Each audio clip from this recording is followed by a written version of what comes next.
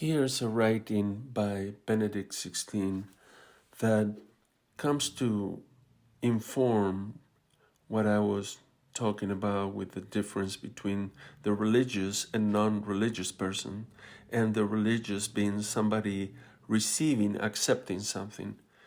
It's called "We Are Meant to Rely on Receiving."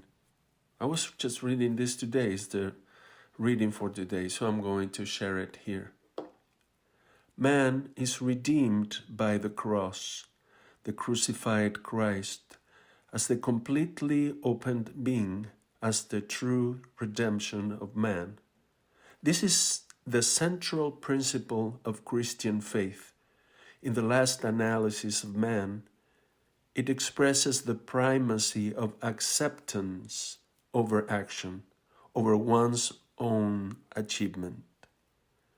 Accordingly, from the point of view of the Christian faith, man comes in the profoundest sense to himself, not through what he does, but through what he accepts. He must wait for the gift of love, and love can only be received as a gift.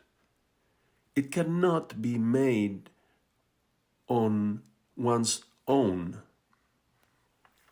without anyone else. And this is me talking now. This is what I was talking about, the pantheon of their own that New Agers usually do. Continue. One must wait for it, let it be given to one. And one cannot become holy man, holy in the sense of totality, right? In any other way than by being loved, by letting oneself be loved. That love represents simultaneously both man's highest possibility and his deepest need, and that this most necessary thing is at the same time the freest and the most unenforceable means, precisely that for his salvation man is meant to rely on receiving. If he declines to let himself be presented with the gift, then he destroys himself.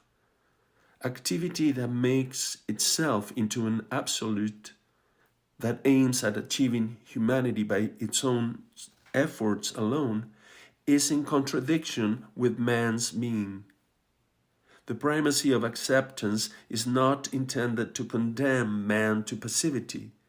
It does not mean that man can now sit idle. On the contrary, it alone makes it possible to do the things of this world in a spirit of responsibility, yet at the same time in an uncramped, cheerful, free way, right? And to put them at the service of redemptive love.